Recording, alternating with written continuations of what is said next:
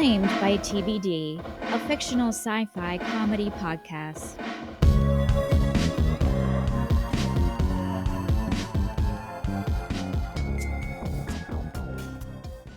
Chapter 11, Groveling.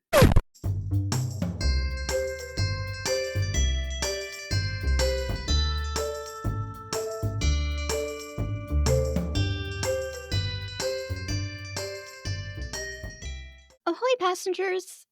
You're aboard the Love Trope, a romance podcast that promises smutty reads for everyone. I'm your host, Sharon Manovich, about romance novels so you can set a course for your next reading adventure. And today, we're talking about a trope in romance called groveling. Someone falling to their knees in order to win favor with someone, or forgiveness. Groveling is a grand gesture to show that you're sorry. In romance, it's usually when one of the main characters realizes that they've screwed up and they do whatever it takes to win back the heart of their one true love. A memorable grovel can be a grand slam when it comes to romance novels. There's always a big gesture, whether it's a marriage proposal featuring a marching band, or flying across the world last minute to win back the person you lost, or in some cases, putting together a high stakes rescue mission to save the person who got kidnapped by the vice president who we've all realized was evil this whole time. A grovel that I absolutely love is in the book Cold Wicked Lies. This FBI hostage negotiator, who's also like super quirky, she gets kidnapped and she's led out into the woods by the bad guy who shoots her in the arm. But then her love interest, Agent Payne Novak, he like races in and he just like beats the shit out of the bad guy. And after he's done, the bad guy is just like this mess of a human and he's like drowning in his own blood. And Charlotte is like bleeding out from a bullet wound. And the only thing Payne can think of to say at that moment is, I'm ready to be exclusive with my girlfriend. But in a romance, I guess it's not really the size of the grovel, it's the size of the emotional growth. The emotional growth a character undergoes to get past his own hangups about love. It can be showing up at your lover's door late at night or sending them a letter. It could be randomly running into each other at a mutual friend's wedding that you're both not really having that much fun at. Or let's just say there's this guy. Or this character, this male character. Like, I'm not thinking of anyone in particular, but like, let's just say there is this male character and he really fucked up. Not like cheating fucked up, but like he just had a shitty attitude about things and he would say insulting things without realizing how insulting they were. But then there's a moment when you have an opportunity to see a human side of him, a vulnerable side. And you feel bad that perhaps you made fun of him on a fake podcast you do inside of a rotting spaceship and, or whatever. But then you start looking at that person in a different way. And you're like, wow, I never noticed how beautiful your eyes are. Or how fit your body is. Like, what would it be like to just kiss your face or something? But it doesn't matter. It does not matter. I am not talking about any incident or man in particular. I'm not. Billerina, don't look at me like that. Go back to... Okay, listeners, I have to tell you something, and I just need you to promise that you won't judge me for it. And not because you don't exist, so you can't judge. I just need you to promise to not judge because I do not feel like being even more confused than I already am. I made out with planet Earth space astronaut Brett Reyes. It was awful. I mean, it was amazing. But, it was awful. Okay, so in the last month, something just changed in him, I swear. I was in the woods a few days ago looking for a leaf I could use as a menstrual pad because my period just decided to come back after being over for a day, and what the fuck is going on with my body right now? Anyway, I come back to see Reyes sitting by a tree, rocking and singing to Tam and Lynn, Gress and Reese's twin babies. Reese had to settle some disagreement between Avery and Shillam the Determined, and Reyes was like the closest person there, so she handed the babies to him. And look, I do not have a maternal bone in my body, but I don't know. Maybe there's like a centimeter of maternal cartilage in there. But watching Reyes rock these two babies, singing them a lullaby version of the song Moves Like Jagger, which I think is the worst song ever, it just did something to my body. Reyes just at that moment was like attractive to me. And look, I thought my ovaries dried up long before I was abducted. Like, if you put my ovaries next to a pile of potpourri, you won't be able to tell the difference. But I don't know, I guess being on this bilithial planet where fated mates are an actual thing, I was finally starting to see Reyes as, like, arousing. But, like, I still, like, really hate him. But then, a few days later, I was in the animal pen giving Billerina a bath, and I see him helping Chartek and Gress build this new jerk-off cabin for the Jizz Garden. And just seeing him swinging that axe, it just, again, it did something. And then when the three of them took a break and they were all laughing, and oh my God, Reyes does have this amazing smile and ugh. Look, I just thought I was repeating my same old pattern of that thing I do when I start becoming attracted to people who find me repulsive. And there is no doubt Reyes finds me repulsive. Let me remind you, he said that I serve no purpose on earth. He said to me one time he'd rather punch a tree every day for the rest of his life than listen to me cackle like a hag one more time. Every time I talk, he gets that look that so many men on earth would get whenever I would talk words. It's that irritated glare where their lips are puckering up and their eyes are about to just pop out of their sockets. I know that face. I have been making men give me that face ever since I was 11 years old, complaining to my gym teacher that he was acting like a total Hitler for making us run laps. Was I out of line? Maybe. But did he get fired for behaving inappropriately with another student? Yes, he did. Where was I going with this? Look, my point is that for me, a straight woman, I have learned the hard way that stalwart men don't like being told they're not as smart as they think they are. But unfortunately, my tragic flaw in life is that I live for any opportunity to tell stalwart men they're not as smart as they think they are.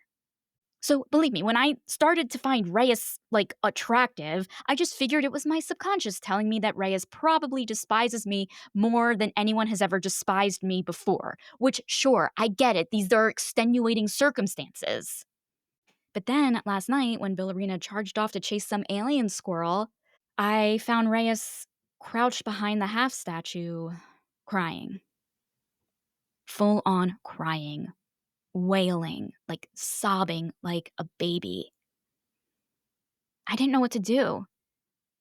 I didn't think I should walk away because, like, what if he was in a really bad place?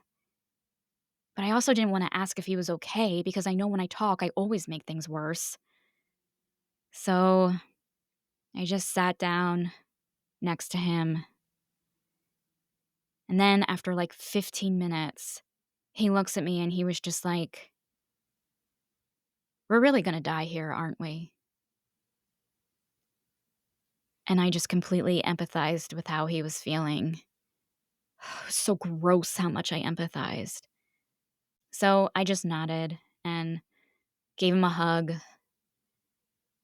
and he cried even more until he fell asleep in my arms.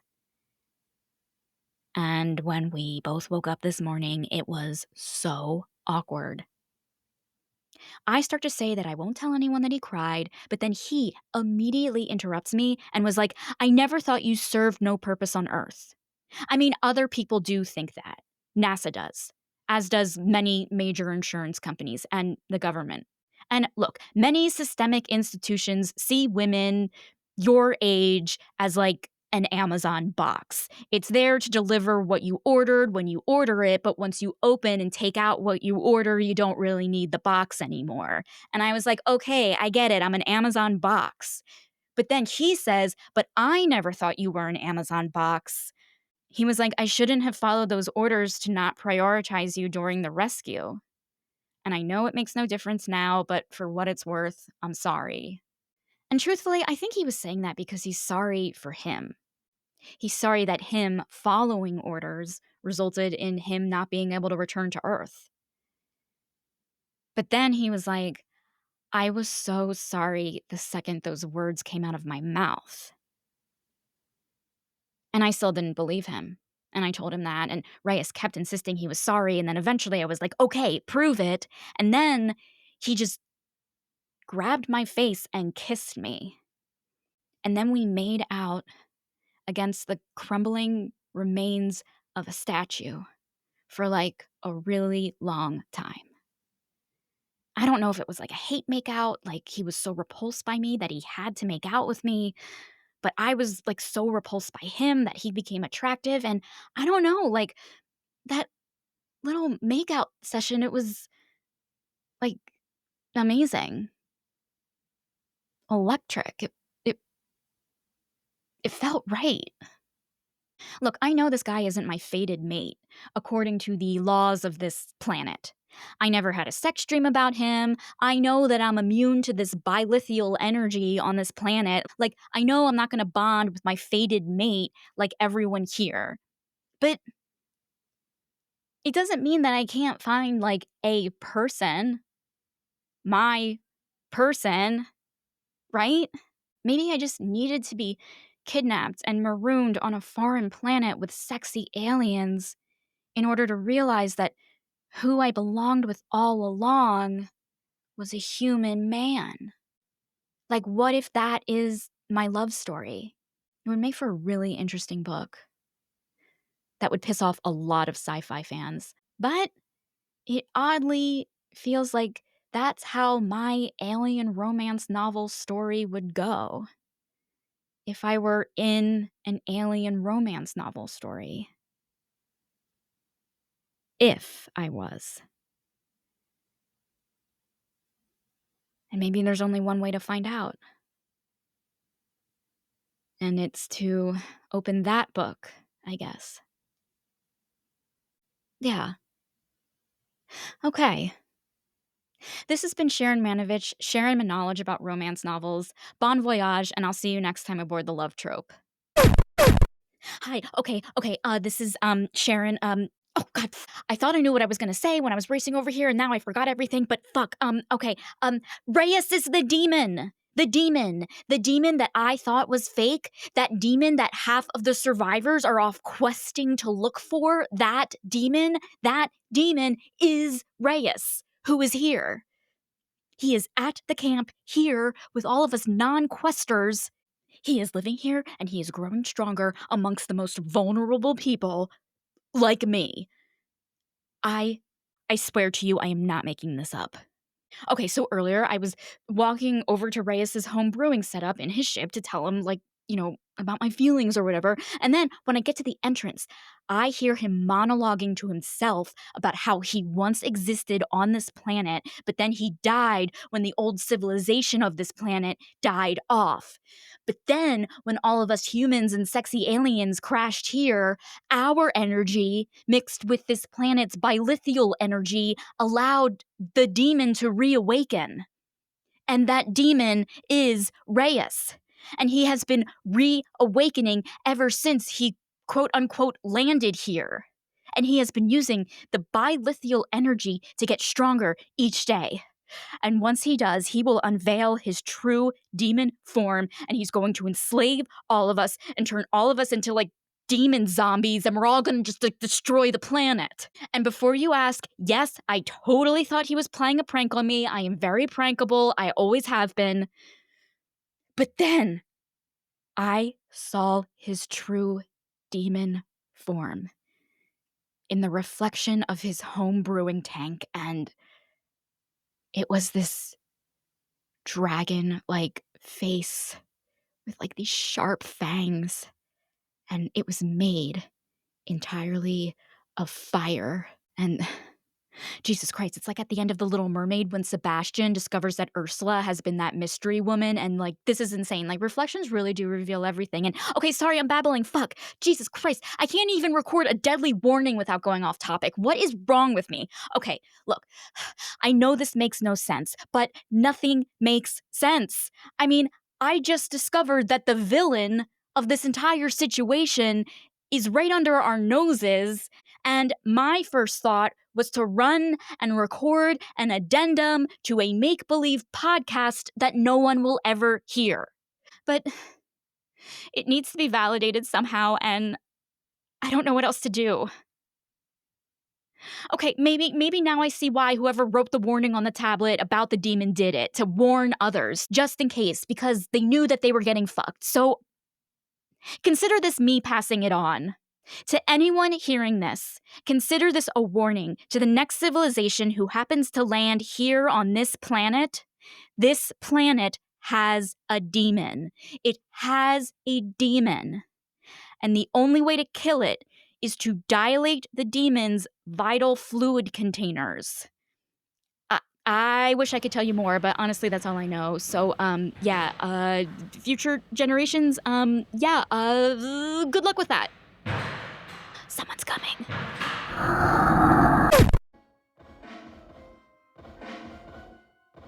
Claimed by TBD is a presentation of Too Stupid to Live, a podcast that reviews romance novels $5 and under.